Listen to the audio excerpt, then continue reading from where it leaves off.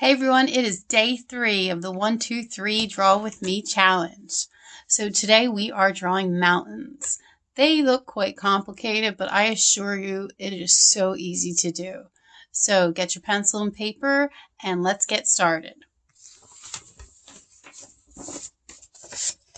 Okay, so number 1, when you get started, we're only going to draw one line and it's going to be horizontal, but it's going to be a crooked road.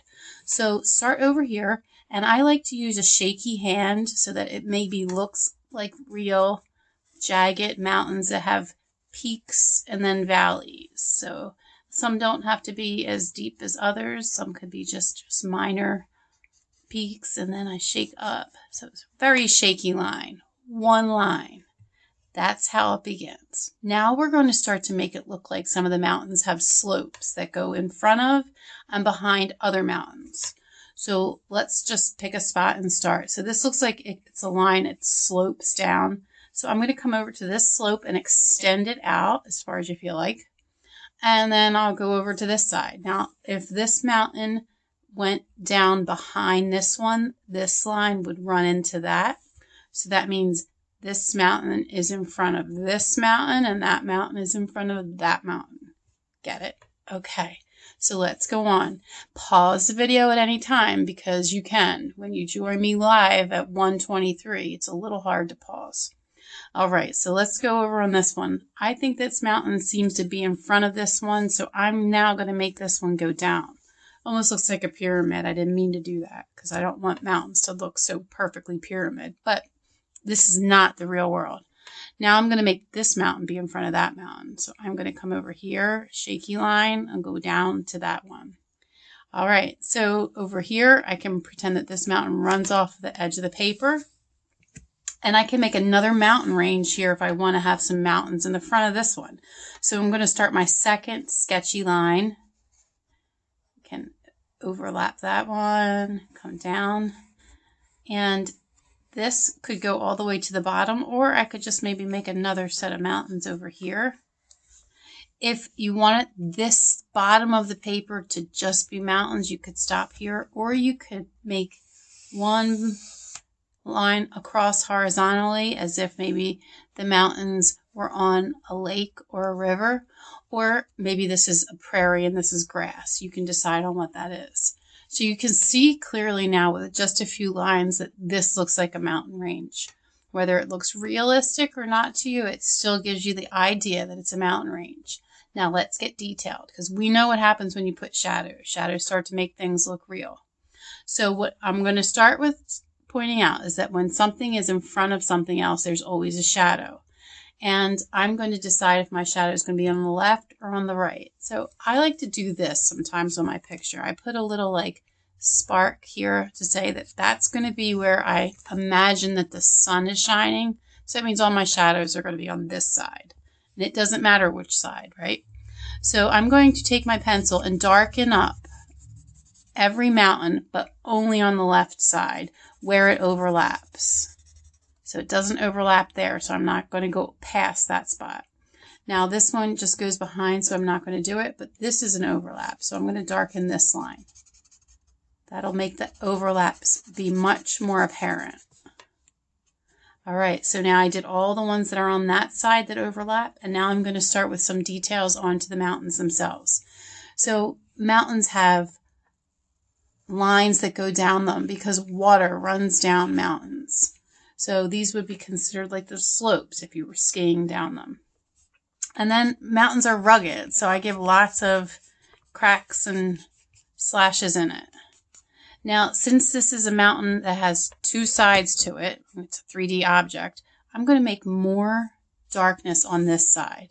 So I'm going to put some extra cracks on this side, but not as many on that side.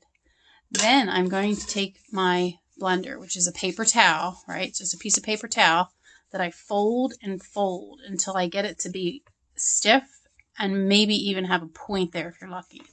And I'm going to smudge this side. So I'm going to take the pencil that is there and I'm going to darken just this half of the mountain. And you see how it looks like this side is now darker than that side? but we still have cracks, and I smudge those too because they look better when they're smeared, right? Just a little smudge on that changed a lot. And then on this line, I'll try to just smudge it nicely.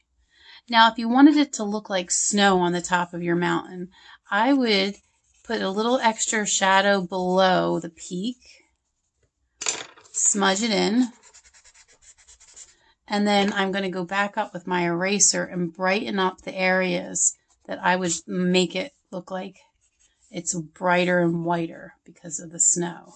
Maybe just one little dark spot there. All right, so that mountain's done. So I'm going to treat all the other mountains just like I treated this mountain. So I'm going to make some slopes wherever I feel like it could use a nice looking slope. I'm going to give a little bit of extra on the left side, some light pencil. And then I'm going to give some random pencil strokes on the other side. Now, take my blender. If you don't have a blender, you can use your finger. And darken the left half. Run the blender on every little pencil stroke. And if you're highlighting the snow, you might want to just give a little extra darkness where the snow cap is. All right, over here, same thing. We're going to a little shadow on this side of the mountain, and then plenty of slopes. Smudge it out. Just use my finger on that one since it's so little. And you can see how nicely it's progressing. Now, this is going to take a few minutes to finish, so you can focus on your own work, or you can stand here and watch and see how it comes along. I don't do anything and won't do anything that's much different than what we did before. Some lines that are sloping down, imagine water running down the sides, and smudging with your finger or your blender. Now, lower mountains don't always have snow on them because the closer you get to the ground, the temperature does increase. So over here, I'm not going to put mountains. If you have a chance to travel out west, you will see so many different types of mountain ranges and colors that you would never, ever guess. And even in like the same regions of Arizona and Utah, Colorado, you'll see some mountains that are gray, some mountains that are orange, some that are yellow, some that are even whitish. Not just because of snow, just because of what they're made of. It's the most exciting thing to see a mountain come up on your horizon. So to go for an amazing drive and to see the mountains out west should definitely be on your bucket list. So we had the fortune of taking our kids out west this summer, and it was quite memorable. Okay, almost done here on our mountains. I'm making this whole side just a little bit darker. Did you notice how I'm using my pencil on its side a lot? So this might be new for you. So if you're, a first-time drawer here, you really got to get to the idea of how to hold your pencil to get it to kind of color more than it is drawing, right? Smudge. All right, and I'm getting closer to my last mountain. Slopes, some shadow. Now I'm going to put a little snow on this mountain, so it'll erase out a little bit here. Sorry, my camera arm is very wiggly. Now, last mountain, and I can be done. I'm going to shadow this side more than that side. Get some slopes going. So I'll imagine that this is the Colorado River, and perhaps this is part of Antelope Canyon. That's what this reminds me of.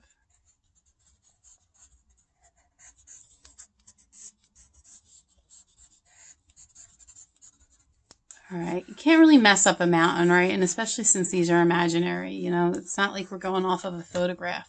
But they do give you the feeling of real mountains. Now, if I was going to do the river down here, I would put lots of long lines to give it the idea that the water is moving. And then smear my finger or my blender. I think in this case, the blender might look a lot better. and you're done. So I hope you enjoyed your 1, 2, 3 draw lesson today. You can put as much time as you want into your final product, but keep drawing and come back again tomorrow for our next drawing.